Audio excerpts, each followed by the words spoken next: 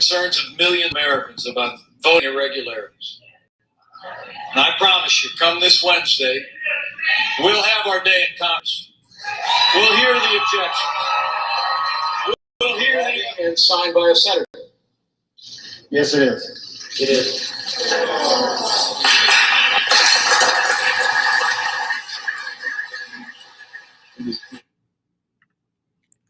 And that, my friends, is what we wanted. Our day. We weren't asking for Mike Pence to overthrow the government, to overturn the election, but we did expect him to act in his capacity under the Constitution, to hear what the senators and representatives had to say, and then in turn, send the certifications back to the states so that the states could look at the votes and make a decision. We weren't asking for an insurrection, what the Democrats are saying now, the Democrats as well as the media. We only ask that the Constitution of the United States be honored and followed to the letter of the law. How did we get here? What's happening right now to our country? What's happening in America? What's happening to our politicians? Why is there so much discourse? Can't we all just get? Why is it that some seek to silence and eradicate, to get rid of completely opposing views, different voices? Isn't that what we're about, America? Democracy, freedom of speech, exchange ideas? But for some reason and somehow, within the last decade or so, we've ventured far from that. And to what end? For the discourse that we have now, the clown show that we see taking place at our nation's capital, and they're telling us that it is constitutional. And if you look at the Constitution, it isn't. But they want you to believe that it is. And there's no room for discussion because they've silenced the opposition. Democracy does die in the darkness. Thank you for joining us tonight. I'm robjh1 and my host at Small Town Andrew. And our guest tonight is one of the original co-founders of the Tea Party, Michael Johns. How are you tonight, gentlemen? Good, guys. How are you? Good to be back with you. So, as I said in my opening statement, playing a video of then Vice President Mike Pence, what we expected, wanted, hoped he would do. Somehow it got lost in the weeds. It got turned around completely, spinned around, re-narrated by the left and some on the right, got to be honest, as to what we actually were expecting and what the president said. What are your thoughts? Well, first, it's great to be back with you guys. Appreciate your ongoing communication with the country, because we get tens of millions of people that are looking both for guidance and clarity on these issues.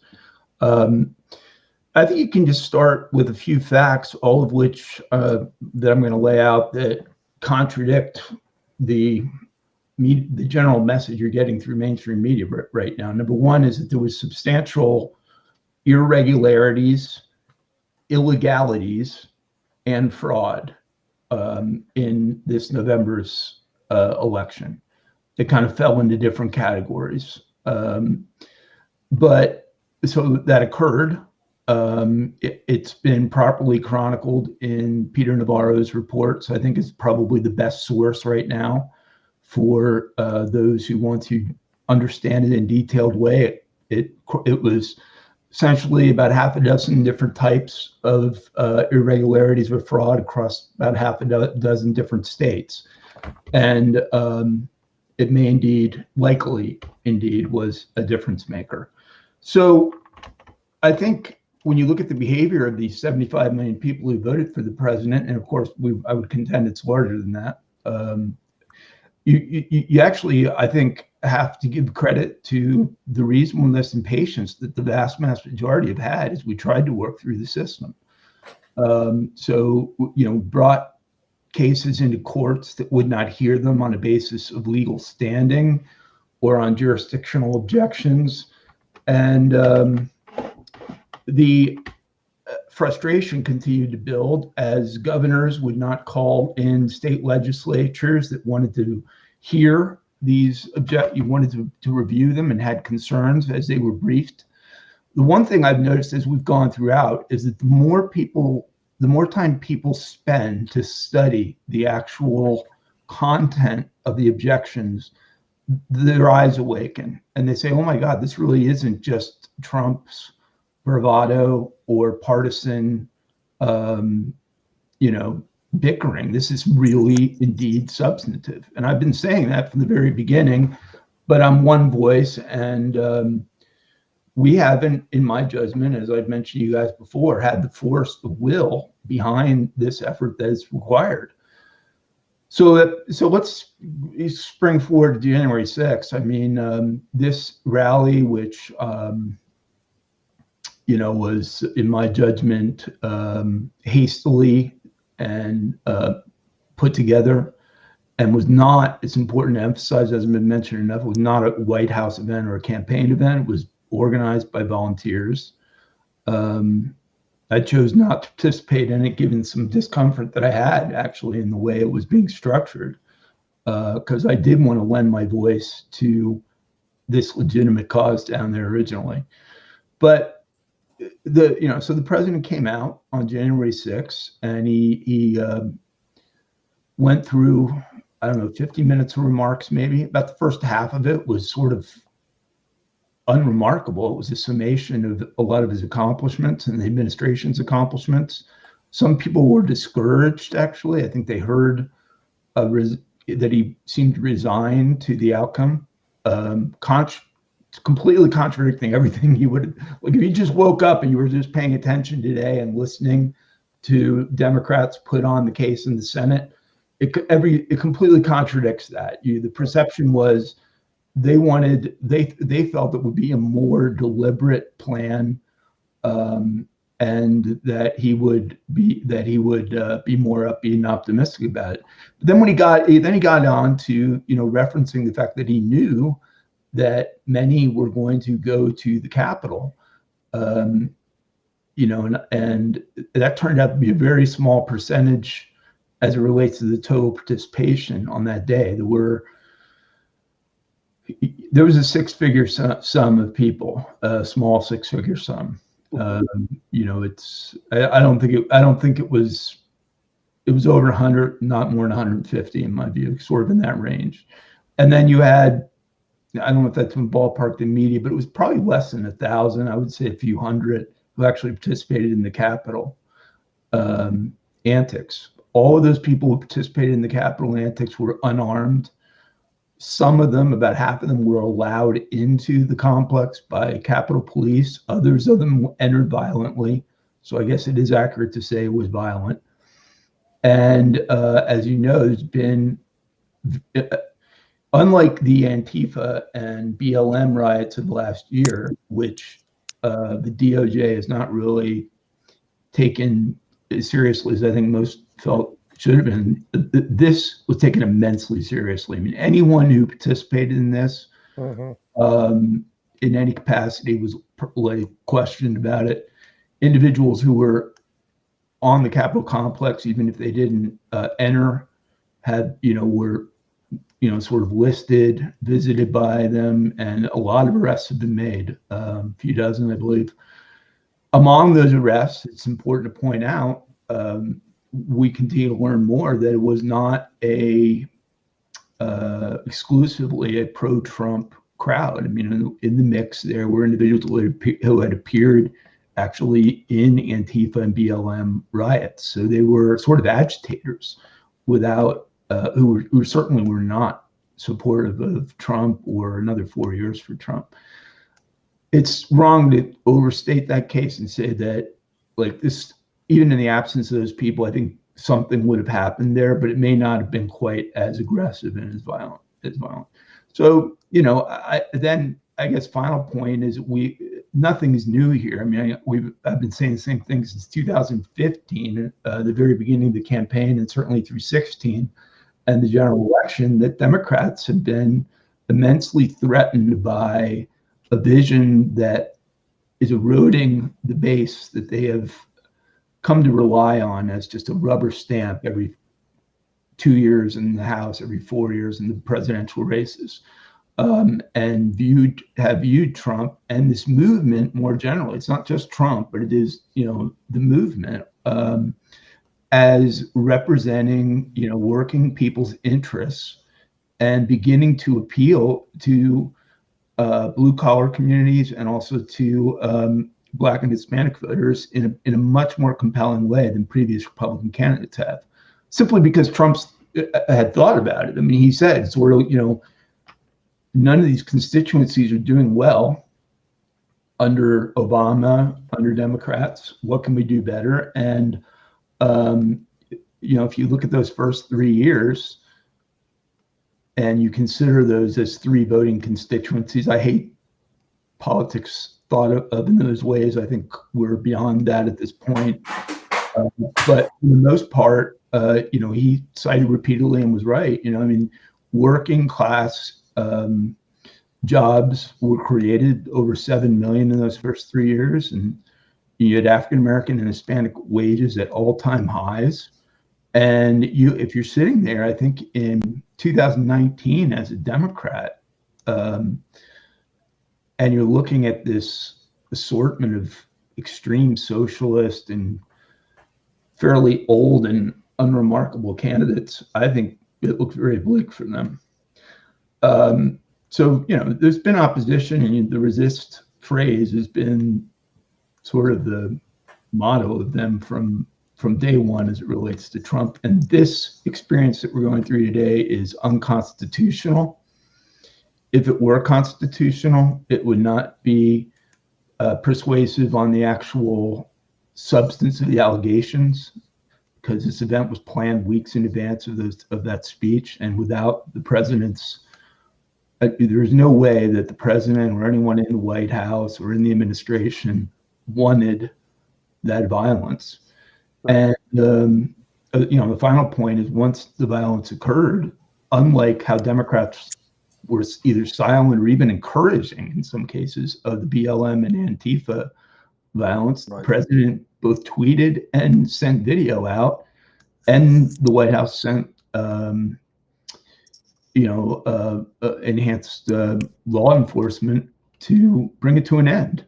And right, you could argue this has never been said as blatantly as I'm going to say it, but so the allegation is that Trump started the protest. I'm telling the entering or the violence. I'm saying that wasn't the case, but I would say I think it's indisputable that Trump ended it. Trump ended the violence in the Capitol through his messaging when it became clear that he was not supportive of what they were doing, which he wasn't, and which in the end was not helpful to the cause, because it took us off of these irregularities and voting fraud issues that I felt very strongly. Mm-hmm. Michael, let me just play what Trump actually said. Didn't hear it. I want to just play this again, what Trump said and what they said. Everyone here will soon be marching over to the Capitol building to peacefully and patriotically make your voices heard. I am sitting here listening, watching, absorbing, thinking about Ali, even though I never met him. And with this kind of inspiration, I will go and take Trump out tonight. Press always asks me, don't I wish I were debating him? No, I wish we were in high school, I could take him behind the gym. That's what I wish. I didn't make a mistake, but they asked me would I like to debate this gentleman. And I said no. I said if we were in high school, I'd take you behind the gym and beat the hell out of him. In that cabinet, in a restaurant, in a department store, at a gasoline station, and you tell them they're not welcome. Please get up in the face of from Congress people. You cannot be civil with a political party that wants to destroy what you stand for, what you care about. When they go low, we kick them. You have to be ready to take a punch. And you have to throw a punch. Hold them accountable. Well, make the phone call, send the email, show up. There needs to be unrest in the streets for as long as there's unrest in our lives. And unfortunately, there's plenty to go around. So this is just a warning to you Trumpers. Be careful. Walk lightly. We ain't playing with you. Enough is enough. And for those of you who are soldiers, you know how to do it. Do it right. Be in order. Make them pay. I won't give away what we're doing, but Trey and I are not afraid to do images that make noise. He's been medicated and hospitalized. Shakespeare's play, Julius Caesar, like you've never seen before. A man dressed to look like President Donald Trump stabbed to death on stage. When was the last time an actor assassinated a president? They're not going to stop before Election Day in November, and they're not going to stop after Election Day. And that should be, everyone should take note of that on both levels, that this isn't, they're not going to let up. Pitchforks and torches outside this man's house in the Hamptons. I've been to the Hamptons. It's very nice. There's no reason why it has to be. There's no reason why he should have the right that she to be able to have a nice little party. Right? No, I want people. There's no reason why people shouldn't be able to be outside of his house and making their. Yes, I have thought an awful lot about blowing up the White House. If they give us what we want, then we will burn down this system and replace it. There you have it.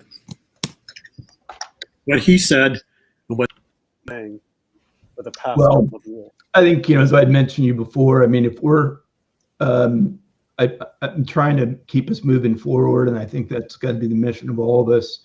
Obviously, we've been living under a set of two different standards for many years now.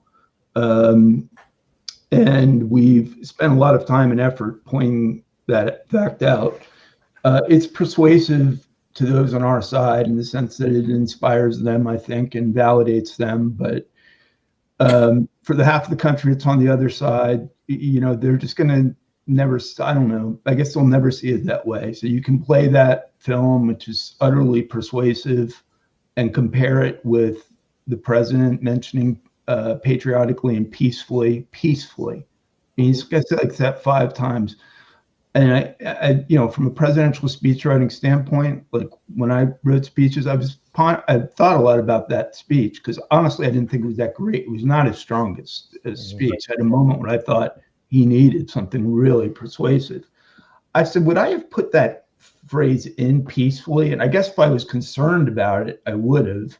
But you sort of would assume that you would operate on the assumption that it would be peacefully because it's protest peacefully, not violence. This, by the way, also I take issue with the fact that, just to put this in perspective, this was bad.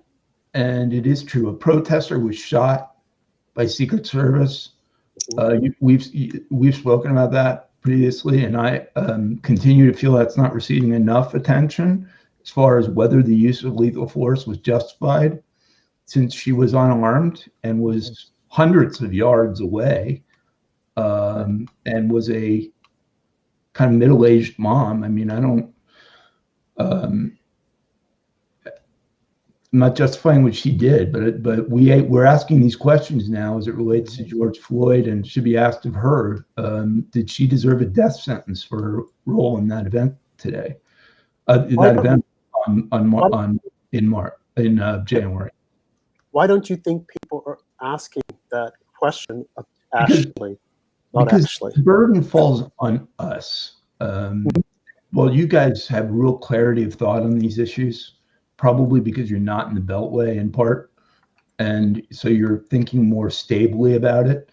The influence sector we need, including leadership in our party and members of Congress and major media voices in our movement, they have not risen to this cause. I mean, I'll tell you who has. There's a few figures I have really come to respect. Steve Bannon and those guys' commentary on this.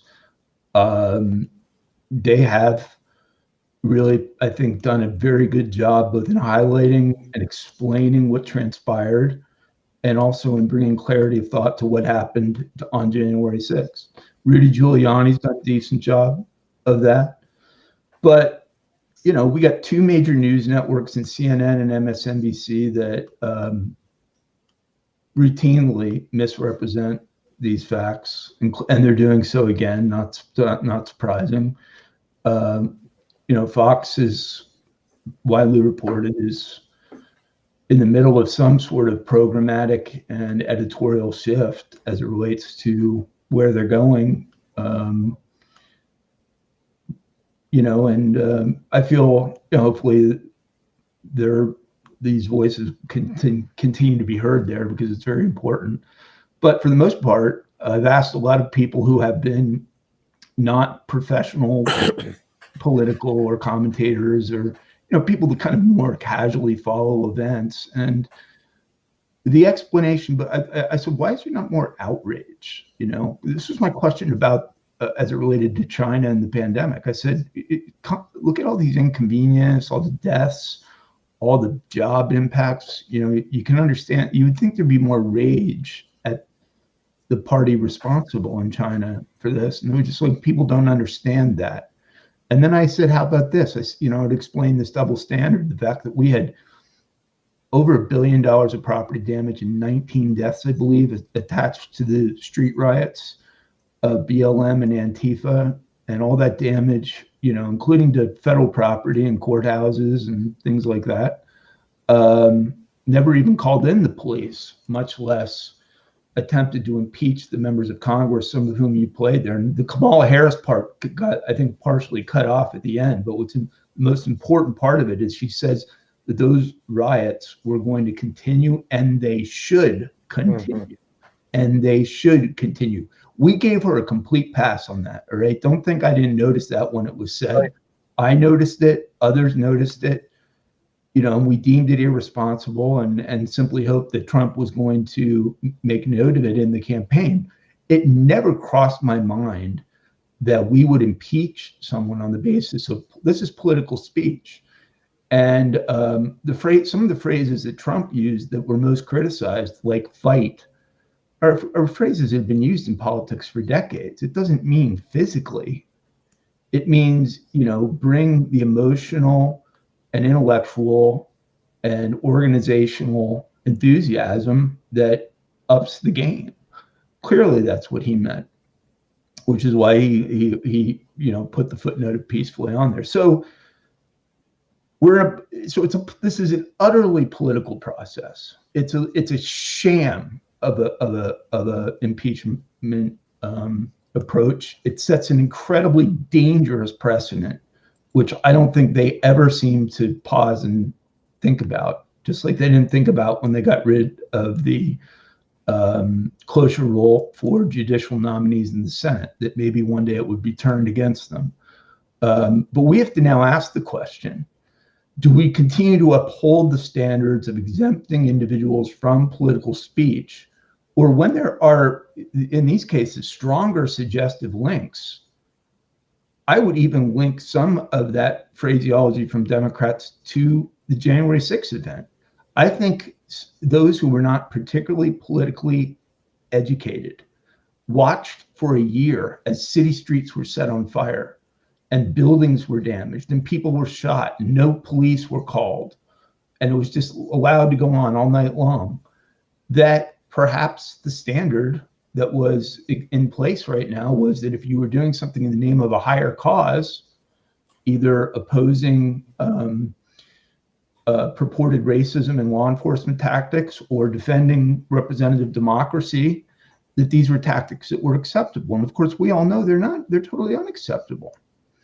But if you spent a year watching this and were not really entirely well educated on that, I would sort of see how they might think that this separate standard existed. It set a very, very bad precedent. And I made that point at the time when we were allowing the monuments to be destroyed and torn down, and just innocent people's homes and commercial property damaged, that was going to change the mindset of people. They're not going to understand that no, this is a set of standard only for people acting on the far left. If you're anyone else, and the remaining whatever, Michael, 90% of the population. Right. If I could just add to what you just said, because I think that's a critical point, and we have said this before. I know at least I have when this first happened on January 6th. We have sat through 2 years, definitely this past year, 2020, the spring and the summer, seeing riots, the violence of buildings being burned down, police stations, state and federal buildings being overtaken by rioters, and nothing was done. We've even had mayors to come out to say, allow them to get their frustration out. We had another mayor to say that, this is a summer of love and there's nothing wrong, and someone else came out and said, oh, it's just buildings. That would have made sense for a day.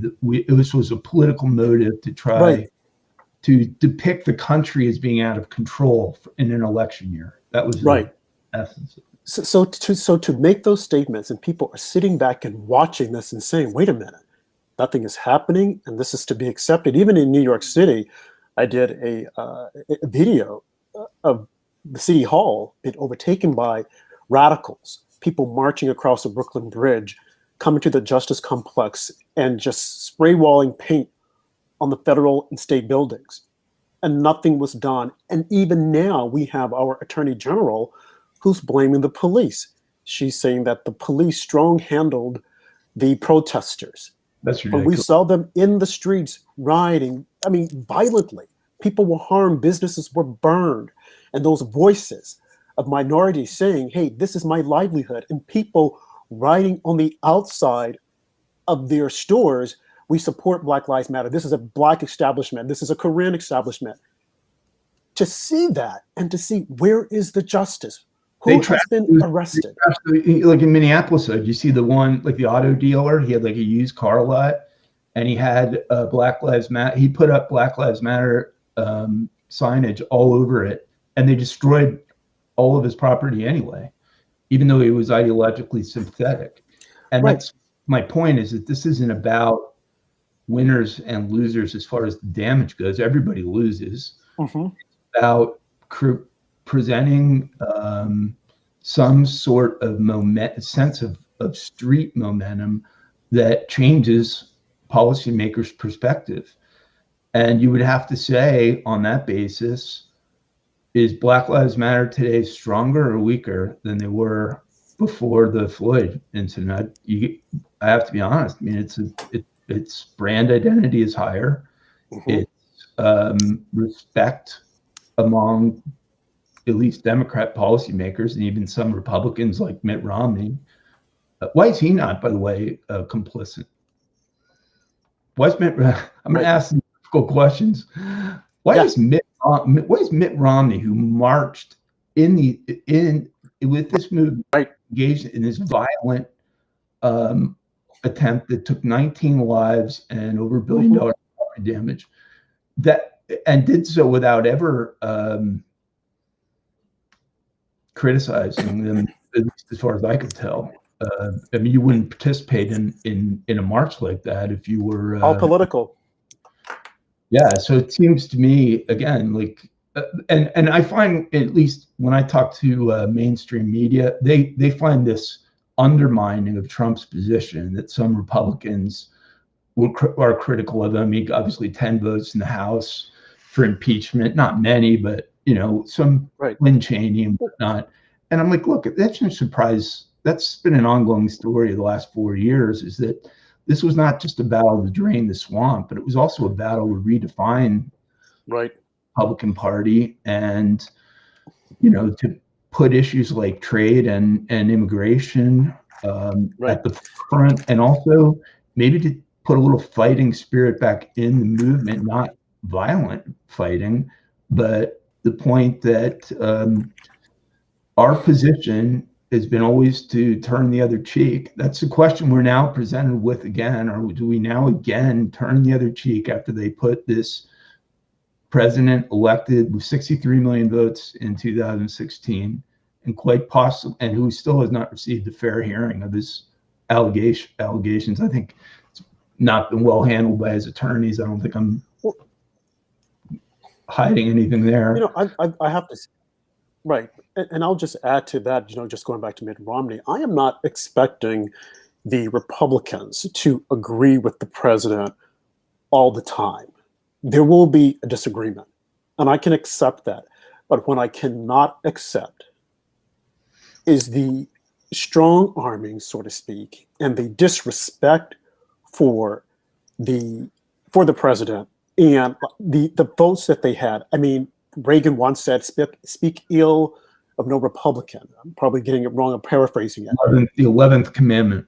The 11th commandment. Well, this is the way I view that. I don't see Mitt Romney, Ben Sasse, Lisa Murkowski, Susan Collins, Adam, what's his face? I don't see them as being Republicans. I view them as being rhinos, part of the establishment. They don't want to relinquish power. They want to keep things the way they were. For Liz Cheney to come out and say, without knowing all the facts, it was as if though she was waiting for that moment. We already know that Ben Sasse and Mitt Romney, they were just going to say, oh yeah, impeach. Whenever there's an opportunity to impeach or to take Trump down, they're right here. How irresponsible then when they're supposed to be basically in a proceeding like this, as jurists. Yeah. For them to announce the conclusion of their vote before they even heard the president's defense and presentation.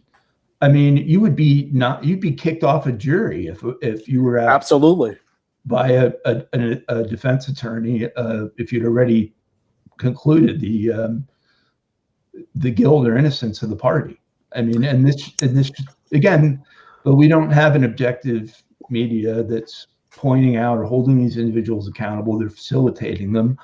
And let me just say, I've worked for individuals of very similar ideological mindset. And this is all I can say by way of trying not to defend what they're doing, because I obviously look at it very differently right now, but they came into politics, have been in it for a long time. And there was a time in the late 20th century, it's now a while back, when both parties clashed on some policy matters, but ultimately were able to work together to get most, not all, but most legislative things done in that spirit. And that obviously describes a job as a member of Congress that is not the job that exists today. So it's like it's almost like take your own like work life. It's like your responsibilities are completely, now all of a sudden it's you've got to listen to the leadership, you've got to do what they say,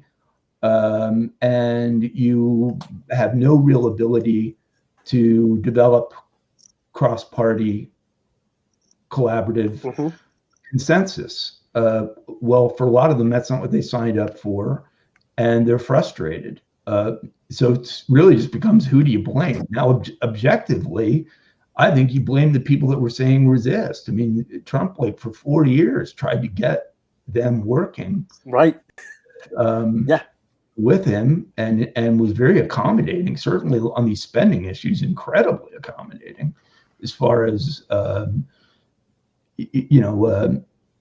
budgets and stimulus packages. I think you could have made very persuasive arguments that shouldn't have been signed. So we have to decide, and this is the issue that we're confronting right now. This is the issue of the moment, really, is first, how do we respond to this impeachment process? What do we do about it? Nothing, something, a little bit, a lot. I think that there's multiple cases that are more compelling in their connectivity to the actual violence than anything in the Trump case. I think the motivating factor behind those who supported Trump, now the Antifa guys who were arrested, I can't speak for whether their motive was even political or whether they're just professional vandalists or what. If they even vote. Yeah, if they even voted. But from the Trump standpoint, I think it was firstly probably a lack of recognition of the consequences. How many of those people would never have participated if they knew one of the protesters would be shot and killed? I would say the vast majority would never have participated in it. So I think they thought it would be a symbolic periodic occupation. I'm speculating, and maybe I'm totally wrong about that, but that was my view, and I based that on the fact that none of them were armed. You can't call it an insurrection because I've been in countries that have had insurrections. Insurrections start with the fact that either a militia or a government is armed. If they're not armed, it's not an insurrection. It's maybe an occupation, but it's more of a, symbolic of what protesters in the 60s did on university campuses and administration buildings. Exactly. And not only that, Michael, when you Occupy Wall Street and other movements did. In 1971, when the Capitol was blown, there was an explosion on the Capitol. I mean, how did they refer to that as being? Was that an insurrection? And let's look back to when Kavanaugh was about to be nominated, or not nominated, but voted on for being the Supreme Court justice, how they allowed protesters to enter into. Right. And they were calling at the doors of the Supreme Court. And the media told us this is democracy. What you're looking at is democracy. Fast forward to today, they're calling it an insurrection. That's all we hear, insurrection. First it was, this is impeachable. Now it's insurrection. And how they're able to get away with this. And we don't have a voice out there other than voices like you. I've seen you on a couple of the shows, like I think it's One American News or Newsmax, speaking about different issues. But we have got to be able to tell our story, or not our story, but the story, to control the narrative and to control history, because this will go down in history. And these are the individuals that are reporting history, and it is false. It is false history.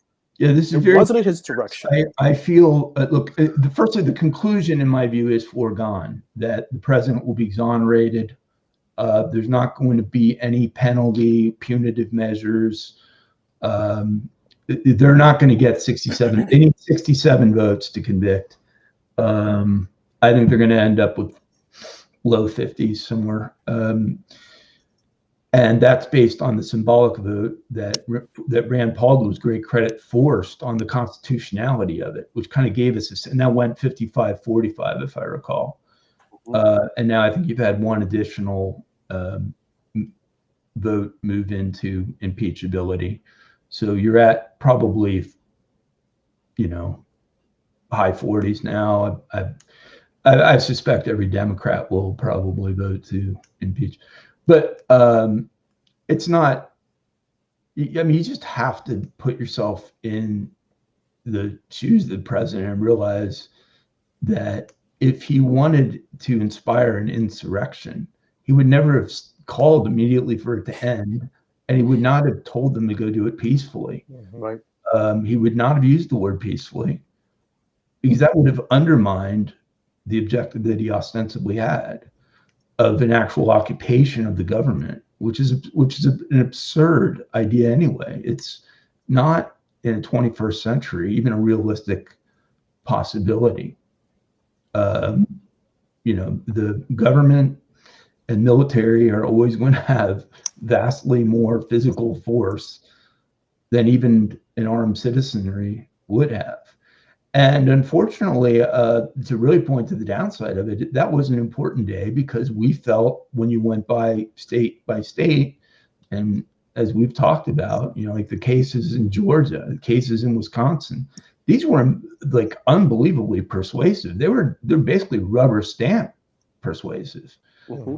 And some of them require a little bit more digging, but there was some general sense of optimism. And to have some senators literally change their votes based on that is ridiculous. That's a separate issue. This is an entirely demotivating and saddening moment in American history. And the only thing I can say is we are going to launch a comeback. and you got to take all of that we've gone through and just use it to inspire you, you know, and keep it in mind, and remember we're, you know, on the right side of these issues, and we've got to educate this. We don't have this country properly educated, right? And they're not educated because the institutions and individuals that we were relying on to explain this didn't do a good job of it. And I'm not sure the president did a great job of it either. I don't think Trump, but it required more than him anyway. Right. I tried to lay it out very methodically. I think if you go back and look at some of the things, the presentations that I gave, you know, I didn't approach it from a partisan standpoint. And here's another consideration, even right now, when we just rate, this is the way I would approach it right now, and the way I believe we should approach it. Start with the cases that are the examples that are so clear cut. Like, let's take the Wisconsin example, where you have these illegal voting boxes set up, paid for with non-public funds. That's illegal. These funds need to be paid for by, you know, the state, and placed strategically in high density liberal Democrat areas like Madison, where the University of Wisconsin is. And so, as I understand it, correct me if I'm missing anything, those ballots are collected, even though they were cast completely illegally, put into the count population, and continue to this day to be in the Wisconsin popular vote. So we gravitated immediately to this question: did Trump win and did Trump lose? Right? Which may have been tactically not the way I would have approached it. I certainly would not have gone out with all of these vast allegations the way they did, without having the evidentiary support and the associated legal filings that would have backed it up. I think that discredited some of the momentum that could have existed for this. Instead, I would have taken the most obvious glaring errors and gone incrementally and asked for those corrections. So even today, we're sitting here in February, right? So we're now 3 months out from this election. No one has gone back in and said those ballots were solicited in an illegal way and they can't be included in the final. And by the way, by including them, even if you're talking about an adjustment that doesn't swing Wisconsin in Trump's direction, what message are we sending in the future? It seems to me the message we're sending is there's been no real federal law enforcement effort to investigate or prosecute these cases. There's been no legislative effort to adjust the vote totals. And Congress and Pence once Congress knew that Pence was not going to send this stuff back, like the courts, they didn't really feel that they had the jurisdictional responsibility to do it. So you go back and say, well, in this very rare case, which you don't have explicitly described in the Constitution, because it's like inconceivable that you would end up in a situation like this. But to the extent we did, and you look at what the Constitution says, it's the state legislatures that have all the responsibility. So I would have started with the obvious things. And I still think even today, if you were going to hit the restart button on this, because I don't believe we can walk away from this. I mean, I'm open to alternative views. I'm not trying to be hard-headed about it. And I know that that's what this Democrat establishment, Biden administration, media, all of those on the other side want us to just sort of say, well, look, we can't do anything about it.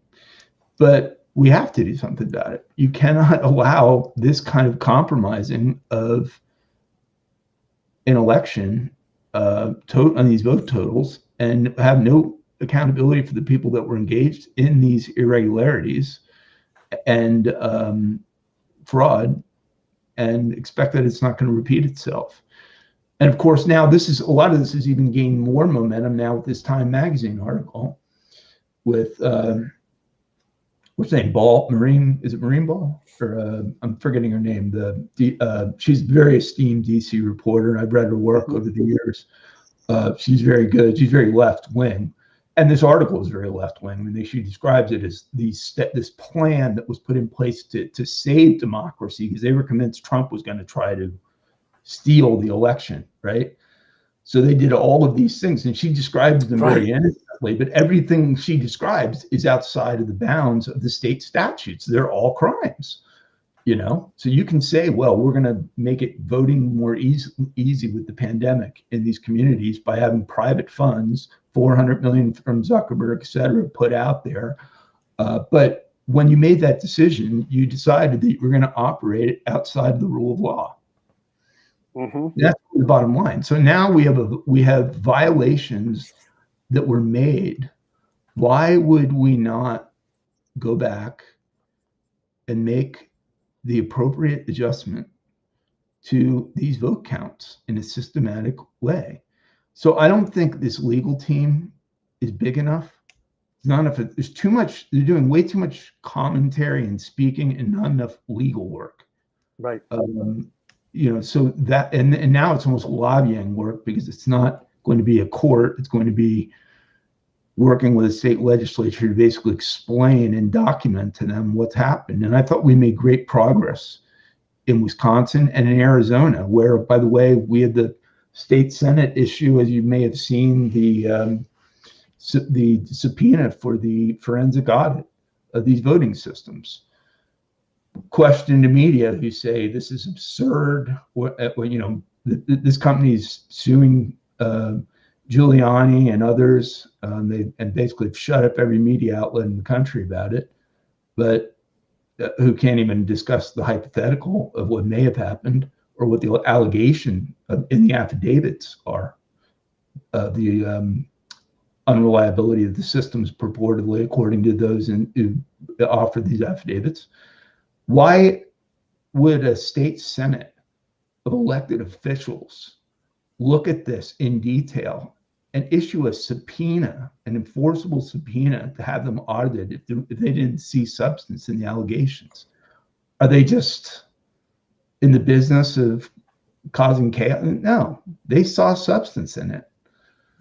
And, you know, the individuals who were involved in that and who presented it, and ultimately the majority who voted for it, would all be more than happy to tell you that they suspect that there were problems with the systems in Arizona. Now they issued a subpoena from the Senate to have them inspected. And to this day, they still haven't, the Board of Supervisors in Maricopa County is still obstructing that effort. We really have faced, I believe, the limitations of our democracy in this. I think we've learned, which I think I always knew, and I think you guys probably knew as well, that you can have the best system of government in the world, and I believe we do have close to it. But if the people who comprise it are not people of goodwill, who don't have some degree of moral decency and fairness and ethics, any system is corruptible ultimately. And ours is particularly corruptible given how open it is, right? But it does rely on an assumption that firstly, we would have processes in place to stop these things. And that secondly, in the unlikely event that they occurred anyway, that we would go back and have a bipartisan commitment to resolving them. That's the discussion that should be going on right now in both houses of Congress, is what to do about the substance of Navarro's summaries of the allegations. Not trying to attach the president, and they fear this president, and they fear our move. They fear this movement. Why? Because we're relating with people. Unlike a lot of these people they put forward, who just, you know, seem elitist. They seem out of touch. They don't seem like somebody you'd grab a beer with and hang out with. They just, you don't look at a lot of these figures and feel like they understand what you're going through, that you could even explain it to them. Finally, we had a president in Trump who's had which is kind of the irony of it. He's had probably the most unique life of any American, right? I mean, personal life and professional life and financial means, but he is because he spent his life growing up in Queens and, interacting with working people for the most part. He knows how to talk with people and he knows how to listen to people. Most of these ideas, the policy agenda that he ultimately came up with, were things that were raised with him by workers, developing buildings and working on them. They were the ones who had concerns about China. They were the ones who had concerns about trade policies. And then he saw how it manifested as well. So I'm very torn emotionally on it. I'm saddened by it all. But I do believe it's long past time that we develop cohesive response. It has to be an organizational, collective response, not Michael John's response. And this has been my position. This was my position when we launched the Tea Party movement in 2009. And by the way, just to give you a little bit of sense of hope, hopefully, things were really bleak back then too. I mean, we had Obama elected, and he had the House and Senate just like they do now. And the media loved him. They were not asking critical questions. He was, in the eyes of, at least in my eyes and many other Americans, wholly unqualified for the job. I mean, he was in the Senate for 5 minutes. He had no legislative accomplishments there, which I guess is better than being there 47 years and having no legislative accomplishments. Right. That's what I would say about Biden. But I'll tell you, here's the thing. So we launched our comeback. It started with taking back the House in 2010. And once we did that, we blocked the administration's legislative agenda. And we did that despite the fact that Obama he was generally popular. But I don't want to make more out of it than what was there, because his numbers were roughly equivalent to what Trump's were. You would never know that listening to the media. But you look at, Obama was 50%, 51, 52. You look at the history of his presidency, it was roughly half the country. And Trump was more upper 40s. So Obama might have had him by a few points, but it's not really measurably different. Right. And ultimately, it was the policies that were completely irritating. Now, compare that to now. Biden's support, especially among the constituencies that he's already hit hard, like those in the energy industry, for instance, and and soon, I think, broad number of Americans who are going to clearly understand that he has no secret solutions either to the pandemic, to the China culpability in the pandemic or their aggressions, or to job creation. I mean, how do you raise taxes in the middle of a recession like this? You wouldn't find one economic textbook in the country that would recommend that. I mean, everyone knows that taxes are destimulating to an economy. You talk about any other phrases you want to say, fairness, whatever phrases they try to put on it. Ultimately, you're removing productive money from the private economy that needs it and giving it to the government, which doesn't need it. We need more stimulus into the private sector, given the effect of this pandemic right now, which means it doesn't just mean spending. That's one way to do it, and you had to do what this president did, and what Biden is trying to continue. But you also can do it by way of not taking as much out of the economy. So one of the best things that Trump, I think, should have put into that first tax cut that he ultimately got around to realizing was important is the payroll tax cut, because that's the one tax that hits every working American on day one, right? So you like your fast food employee who's making, whatever, 11, 12 bucks an hour is paying that right away. If you suspended that, you would have more take-home pay. And for those making sort of mid-income salaries, it starts to become a notable number, enough to pick up one or more bills in a household, so why would you not do that? It just really, I really think, look, if you sat down and I know you want to talk more about the election, but if you sat down and put just on the policies and put down, like, how do we most harm the country right now? You would go back into this Paris Agreement. Are you kidding me? I mean, this thing's going to cost us trillions of dollars, and it's going to have no impact on the world's largest polluter in China. China will have to reduce its CO2 emissions for decades. It actually does damage to the environment. It's if you're an environmental activist, and I think I worded this to you guys one of the last times we talked, I would look at that accord as being damaging to the environment because it omits the one obvious first step that should be taken, which is doing something to rein in, and it's not even just the CO2 emissions. They're just reckless about it. They dump stuff into the ocean. They destroy the oceans. They destroy the coral reefs. It's documented. They don't care. I mean, a government in the Communist Party of China that'll harvest organs, and literally sell organs and then kill people because of their ethnic affiliation or their religious affiliation. I'm referencing the Uyghurs. Has no problem destroying the environment.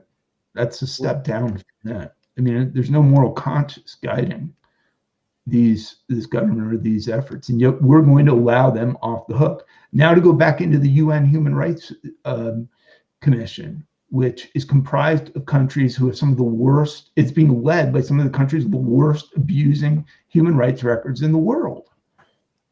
And to allow them to sit and render judgment on the rest of the world is absurd. The president was right to get us out of that. To go back into this World Health Organization, again, more globalism, which is almost a wholly owned subsidiary of the Communist Party of China. I mean, they literally are only now getting into Wuhan. Are you kidding me? It's been over a year. Unbelievable.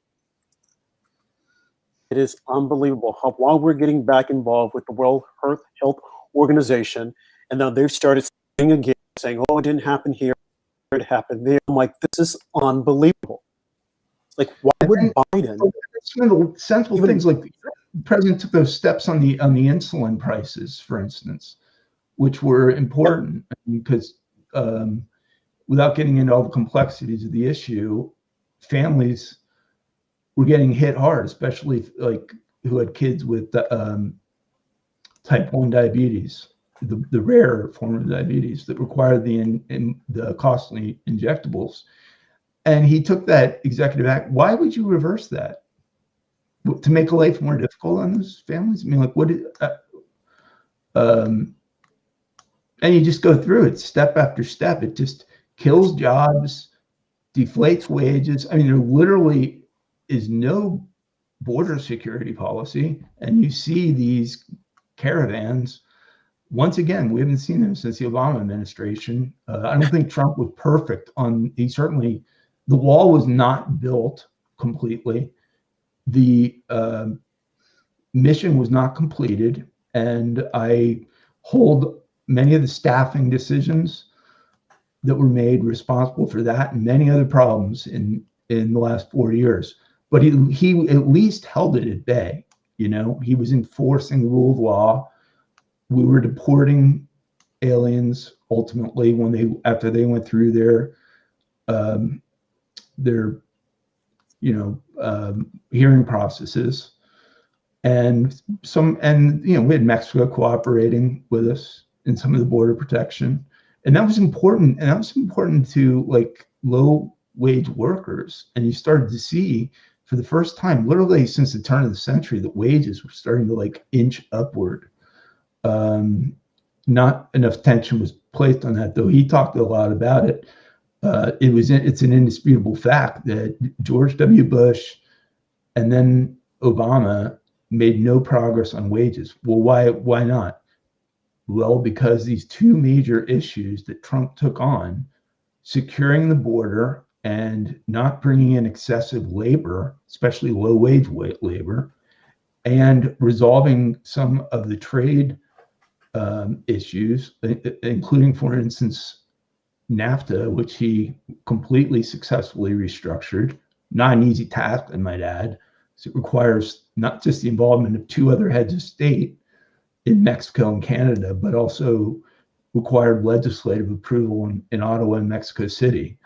And, you know, those are both democracies, so they've got the same issues we have with people that have different views on these things. It was an immensely laudable accomplishment. And again, you go back to 2016, when they said, how is this guy going to deal after all these things he said about the border? How is he going to be able to work with Mexico? Now, we had the best relationship with the government of Mexico since Clinton, I would say. I mean, more progress was made on more issues under Trump. And why? Because ultimately, we have this very bizarre misunderstanding of border security. I mean, the Hispanic Americans, for instance, want the border secured. For some reason, political operatives in DC don't get that. Mm-hmm. They want it secured as much, if not more, than Native Americans and U.S. born Americans, because they left for a reason. They saw these gangs, they saw MS-13, they saw the drugs, they saw the hopelessness. They left for a reason. The last thing they want is to see this very element back in this country, and that's precisely what's happening. I'm sorry if that's uncomfortable for mainstream media or Univision to hear, but it's a fact. It's a demonstrable fact. And I don't want to hear any cliches. We're a country of immigrants. We were a country of many things. We were a country that used to resolve disputes with gunshots out in the backyard. Right? I mean, we did a lot of things that were maybe more understandable historically, but are not justifiable in the present tense and can't be done in the present tense. So the fact that we had labor shortages in the mid-20th century and probably needed labor at that point in all kinds of capacities, and that it is a true statement that those waves of immigration were constructive. That doesn't mean it's indefinitely constructive, because ultimately you get to the point where we are, where you have, you know, millions upon millions of Americans not in the labor force trying to get back in. Why would you consciously bring in more workers to compete with those who are already struggling to get back into the workforce? It's absurd.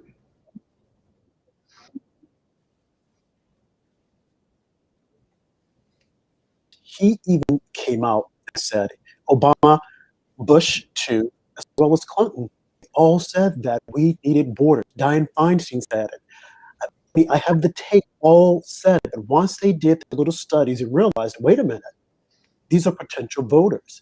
That is the only thing they're looking at, the voters.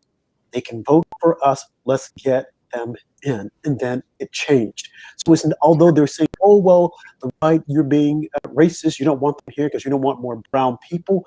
No, that's not it at all. We have got to take care of if these guys were like the Cuban refugees who fled communist Cuba, who almost uniformly in the 1970s and 80s voted Republican, they would that wall would be up yesterday. So I'm telling you, if these were right-leaning nationalist conservatives who were crossing this border, Democrats would have that wall built immediately. So you're completely right about that. And the obvious other fact is that it's not just political, but that you have in this economy, and particularly in high levels in this economy, they, have economics backgrounds too, and they see it and say, you flood the country with excess labor, what happens to wages? Does it go up? No, of course, it comes down. Becomes more competitive to obtain those jobs, and employers don't have to pay as much. And if those are people that are going to work illegally, then they're not even bound by minimum wage statutes, right? Which is what's been going on for decades. And by the way, I've been at this since the 80s. We've been talking about securing this border all the way back. There was a bill called Simpson-Mazzoli that you can look up that was in, I believe, the 80s, mid 80s, late 80s, that was designed to exchange amnesty for a certain segment of the illegal population. This was under Reagan, which he did in exchange for funding of securing the border. And the amnesty was delivered immediately, and the border funding never materialized. And it's been incredible. So we have had considered at least two, but there's probably more than that, two negative snowball effects occurring. Let's just take the economy. Forget there's criminal dimension. There's obviously drug overdoses and fentanyl, and we wouldn't have fentanyl in this country if that border were secured. And this is manufactured in China and imported across that border. 90% of it is coming that way. It's not arriving in suitcases on flights from Beijing. But if you just took the economic part of it on the trade and then on the immigration, well, the effect has been to keep large segments of working Americans out of the labor force, and then to diminish the wages for those individuals who actually were working. And that's led to the reality that I described earlier about the Trump had wages moving up for the first time since 2000. Well, and we've had inflation this whole time, right? So if you're making 50 grand a year in 2021 wages, that's a lot less, substantially less than it was in 2000, because the cost of housing, of education, of food, of gasoline, of energy, of all necessities has gone up, pretty notably since then. And I think we're heading into a big, I think there's going to be big inflationary pressures in this economy right now. Mm-hmm. Interesting. Yeah, especially with Joe Biden talking about raising minimum wage to $15 an hour. That would do a lot of damage to small business. Michael, we've had a lot of questions come in about Adam Kinzinger and his past association with the Tea Party. He's going back and forth with Matt Gaetz now. Kinzinger seems to be in denial about President Trump's popularity. Yeah. What are your thoughts on Adam Kinzinger's behavior since President Trump's election, and what led him to being a member of the Tea Party in the first place? Well, so that race in Illinois was one that as the movement grew, if you take that 1 year, basically from 09 to 10, the momentum and the amount of people involved grew.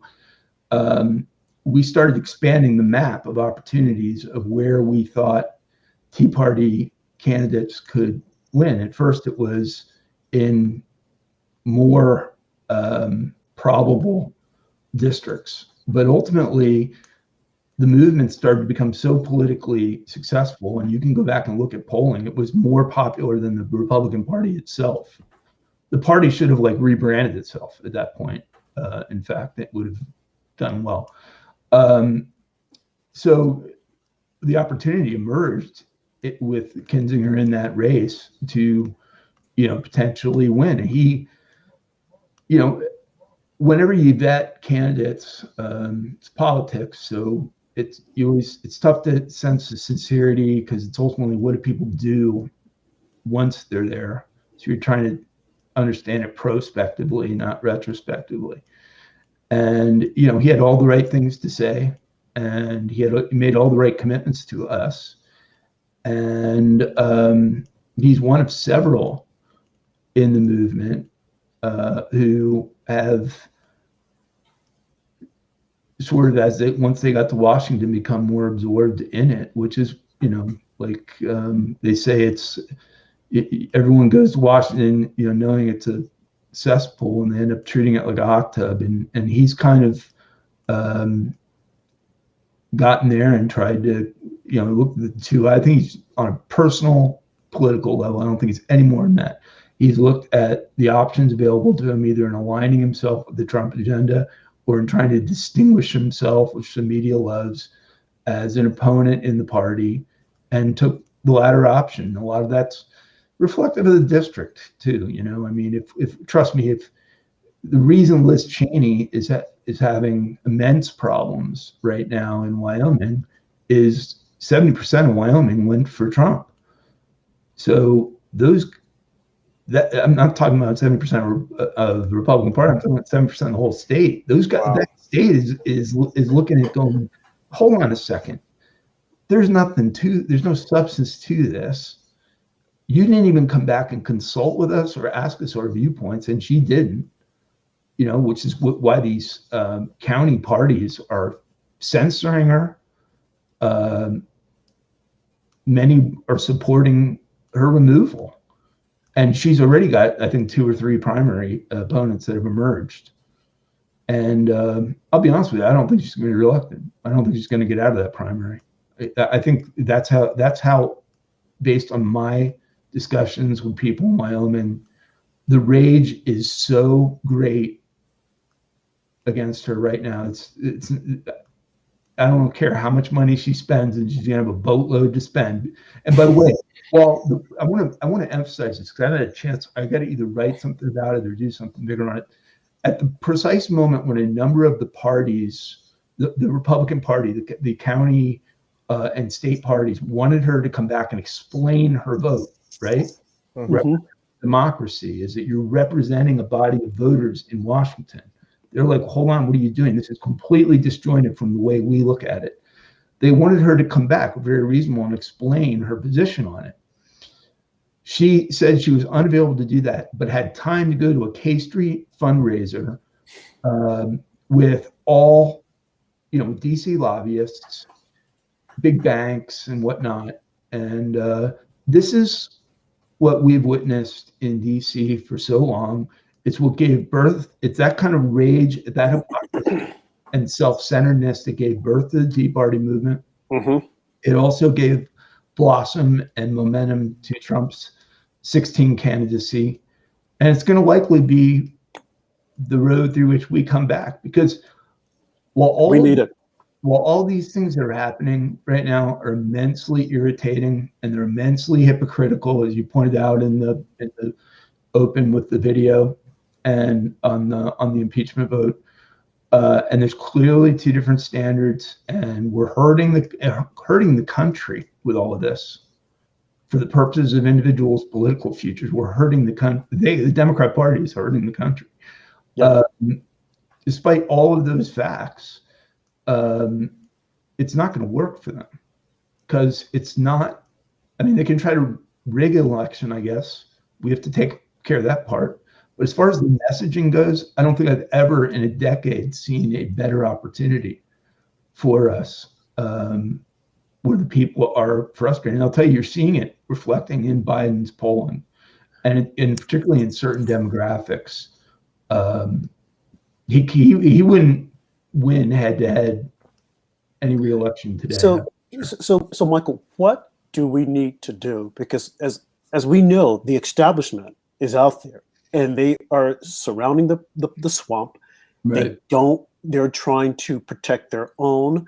I mean, and it's going to be a fight. And I got to admit, I am extremely frustrated. And I think that when it gets to this point, you have people that go out and they act out because they're not being heard, and they're frustrated. So when that's not going to help us. Right, that's not going to help. So what should they need to see? That there are other people people like you that we're serious, we're getting out there, and these people like Liz Cheney and Adams and the Mitt Romneys, they've got to be primaried. And we've got to, like, I, for one, I'm not giving to the party anymore. I will give to the individual candidate, because my theory is that. By the way, so here, let me on clarity on this third party option. That's not, in my view, an option for us. Okay. Really bad idea. Mm-hmm. Motivated by really good sentiment, understandable sentiment. But we need to totally change the way we think about the Republican Party. think about the party in terms of it being your party. It's your party. It's whatever we decide it's going to be. Right. And let me give you an example. There are county precincts that require leaders in this country. It's an extraordinary number, too. I believe it's a few 100,000. Half of them are open, and they've been open for years and years and years. The party never advertises these positions because they don't want to change the composition of it or threaten their top leadership. But the way you change the circumstances that we're in is, firstly, you realize that the power that Washington has ultimately can only be supplanted by from outside the Beltway in building the momentum and us going back in. So I thought, for instance, I was a little surprised that there wasn't more questioning about whether Ronna McDaniel deserved another term as chair of the RNC. To me, I remember you saying that. Yep. Yeah, and she, of course, received. There was no one. None of these people are saying, "I'm done. We're going to go start a third party. We're going to start this Patriot Party." None of those people paused and said, "Well, hold on a second. Why, if she lost the 2018 off-year elections, and it seems to me, and I'm open to information, it really hasn't communicated why she didn't address these issues on the fraud before the election, right? Nor has she been a competent or articulate voice on them right now. If I were running the RNC right now, I wouldn't be having the president's trade advisor put out the report on the violations. I would see that as the RNC's job. I wouldn't be having a great American who runs a pillow company responsible for putting together an infomercial on the evidence of this fraud. I would see that as the function of the party. Why is this party not doing it? And they're afraid. Are those of us who have been, in my case, lifelong members of this party, insisting that they do it? Because you already can argue, and I would argue, and I would tell, and nothing I'm saying, I would tell Ronna McDaniel this if she were sitting right here. She has to take responsibility for the things that happened that day. Okay. But Michael, you just raised a good point. Let me just say this. You raised a good point. Why isn't the party doing it? Is it that they don't believe in it? Does she not believe that there was systematic fraud and there was enough fraud that this election could have been called out? I mean, because to me, if she, by her silence means that she doesn't believe in it, or she doesn't care, or she's afraid to say anything. No, look, the ideological composition of this party at a high level is bad. It's not, and I told you, I thought it wasn't just the party in which, you know, the president ostensibly has a little less control over than his own administration. This agenda, the Make America Great agenda, is exactly what we need right now. But we are relying on individuals who have no history at all in subscribing or supporting it. Did everything they could to undermine Trump's candidacy in the primary. Right. They were all with Jeb Bush or Rubio for the most part, a few other people. But, you know, when you look at the composition of, say, the RNC and then the Senate and House equivalents, these are professional campaign consultants. They didn't get in this for ideology or to advance. They don't care if this border is open or secure. They somehow have gotten it in their mind that their donor base wants it open and that securing the border. And they hear this. I mean, their donors tell them, big donors that are not just maxing out, but are giving soft money into the PACs, which is where a lot of this money comes from. You know, are people that have agendas with wages and don't want to see the labor force restricted in the way that Trump did and the way that I think the three of us do. So that's the problem. And the way you get around it is you engage in the party in the local level. I suggest first thing you do if you are a Trump Republican is you find out if the precinct that you live in has a party precinct chairman. And if they don't, becoming that is about as easy as offering to do it. I mean, it's not a monstrous responsibility. It's not without responsibility, but I mean, you have to show up at meetings and things like that, and you have to ultimately support candidates and support the candidacy petition drives and all those things. But their ability on the mechanics of the politics, and by they I mean what you would call rhinos, but I would say are ultimately people who just kind of are about themselves, you know, is the way I would describe it. Meaning I've worked with moderate Republicans who felt passionately about their view. These guys just, it is a career to them. What matters is their next paycheck, their next job. All these campaign guys from that the RNC sent all over the country who blew all these House races, you know, that were winnable. Every one of them will continue on and be hired into another campaign. It's like one of these few professions. You never look at the win-loss record of these people. We never hold them accountable, and you have to, because I dealt with a bunch of races this time, and they were routinely telling these candidates not to speak out on major issues that would have been helpful to them, not to get too close to Trump, because they're told at high levels that's politically damaging, even though, you know, and it's all designed to appease their donor base and their current power structure. And you look at something like the House and Senate Republicans, and you say, well, why wouldn't they, like, how is it possible that you know, Trump's leaving Washington D.C. and he doesn't have Mitch McConnell or Kevin McCarthy aren't even showing up at the airport? Are you kidding me? Well, those guys, in their minds, you know, they'll never say it this way, but I think they are more than happy to see Trump go. I think Trump put pressure on them. Trump put pressure on them to do things that they would not have otherwise wanted to do, that were contradicting where their big donor and lobbying voices were wanting them to go.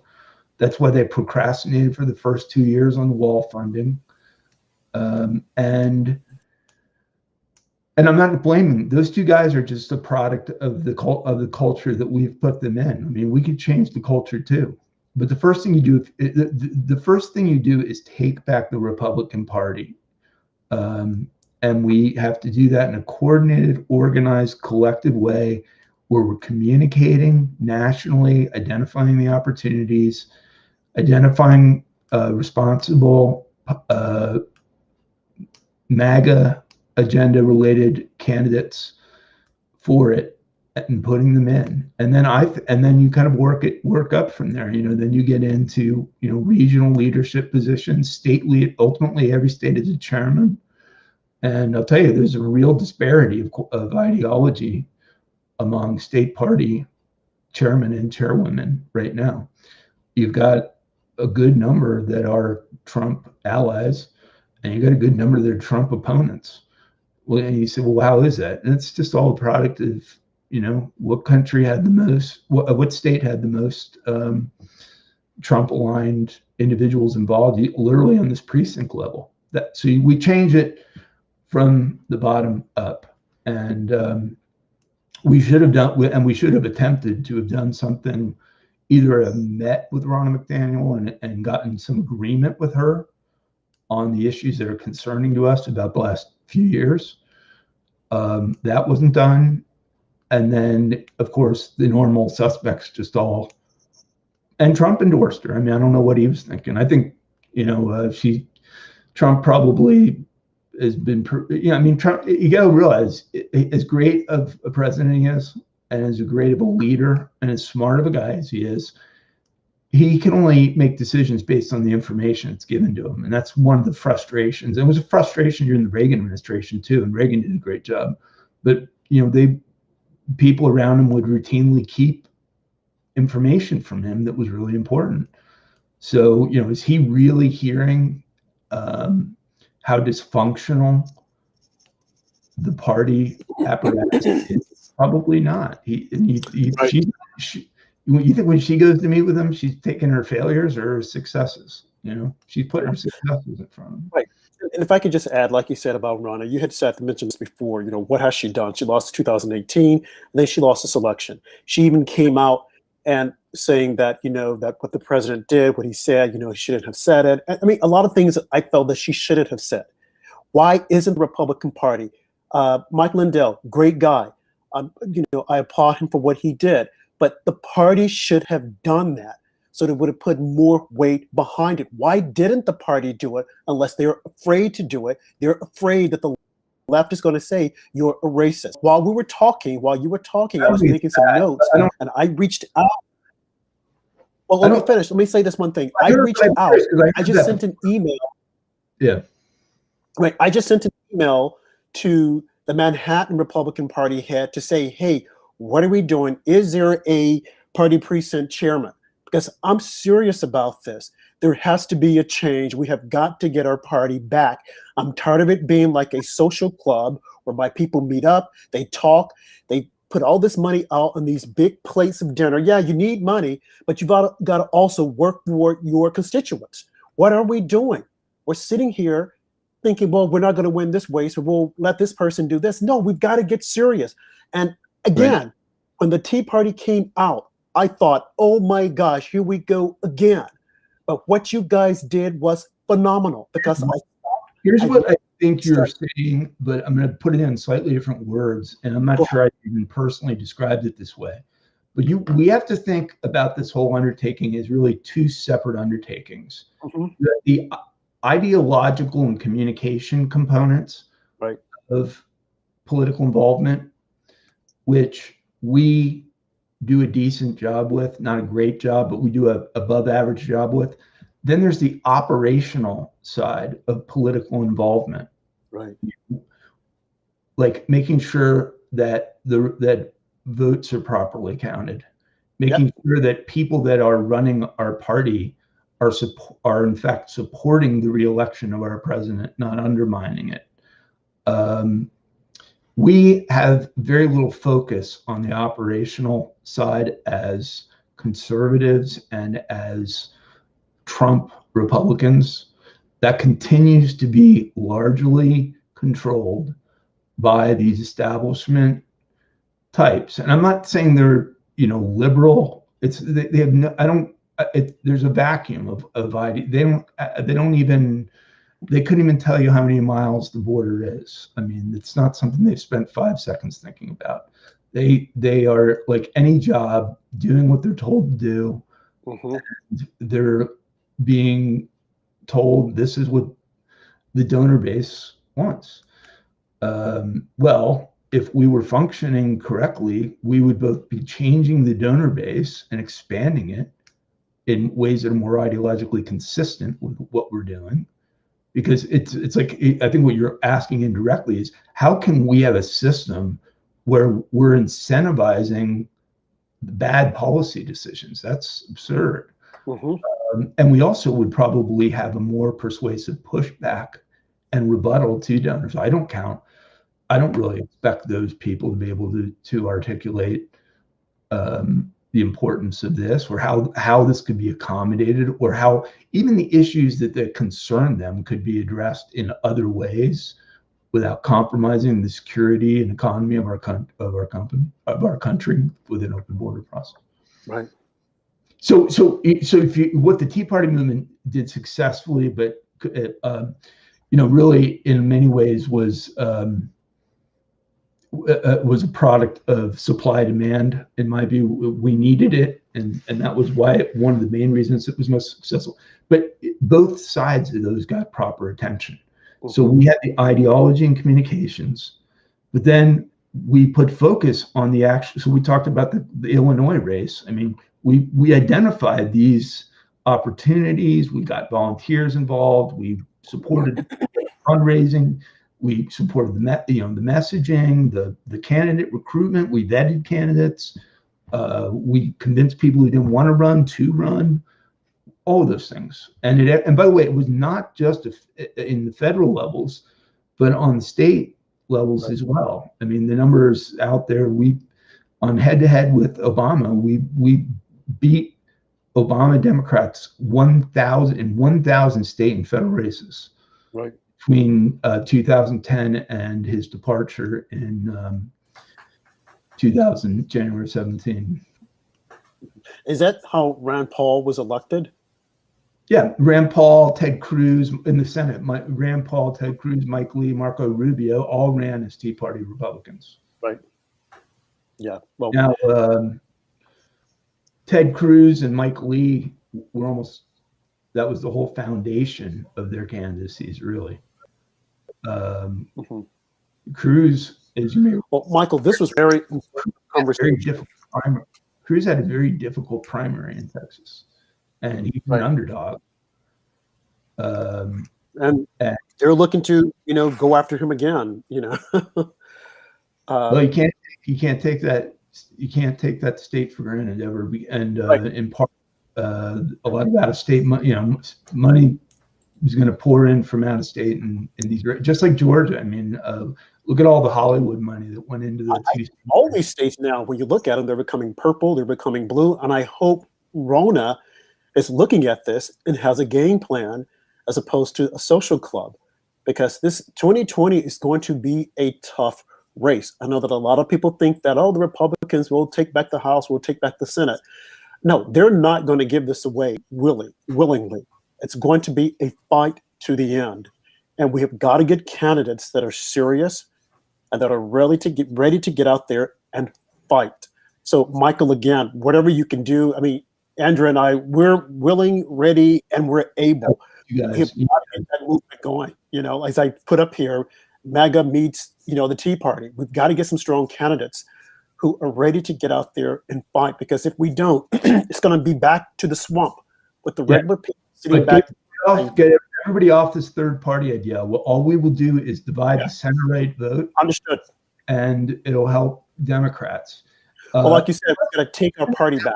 Even if that weren't the case, and I gave you two options, and I said, take over the Republican Party or start from scratch, create a whole new party and run against two parties that have been in existence for over a century and win, which is easy. I mean, obviously taking with the Republican Party is easier task. The money involved in a third party would also be vastly greater. Be over $1 billion. It'd be a few billion dollars. Well, like you said, you take it like the Tea Party did. They were Tea Party Republicans. It was a movement. They had a mindset. They went out there and they accomplished. I think we can do the same thing with that mindset. The Trumplicans or the MAGA movement, but still part of the Republican Party, but taking it back to its foundation, to what we believe in, as opposed to this whole global idea that the country doesn't benefit from. That's what we obviously wanted his own personal identity once he got there, and understood that. But Trump was a Tea Party president. He spoke at the Tea Party in 2011. He employed Tea Party tactics. He was verbally supportive of it. So he's a big guy, a huge personality, and I understand that. But Tea Party foundations that existed with that rally-based campaign mechanism that we had set up, sort of, and gotten people accustomed to, it would have been a little more difficult. Though I think we benefited from him as well. I think he's brought these issues to the forefront that, as I've talked about in trade and immigration, especially, that we were not talking about then. Well, I was, but the rest of the movement really wasn't. It's not just, we're in a different climate now. It's not just taxes, all right? Because half the country hasn't paid federal taxes. Right. So as soon as you say I'm going to cut taxes, in the 80s, that was a big winning political message when people were paying them. Now, 1 out of 2 voters isn't paying a dime in federal taxes. Yeah. Well, I'm ready. I'm ready to get this ball rolling. Great. I appreciate all you're doing, and just thank you, Michael. Caution people to be responsible. And a big part of this is you take passion, rage, emotions, channel them in constructive, not destructive ways. Absolutely. Thank you so much to Michael. Follow him on social media at Michael Johns on Twitter. Please find us on all of our platforms that we are on. We are on YouTube, Pilled.net, DLive, Facebook, and we are back on Periscope. Please follow us on Twitter at After Dark Show 45 to find us on there. Thank you, everyone, and thanks again, Michael, for joining us. We just heard a wealth of knowledge, and we appreciate it as always. Thanks. And we'll definitely have you back. God bless you all. Let's continue to be, as Michael said, take all that passion and do it constructively and not destructive. So thank you all.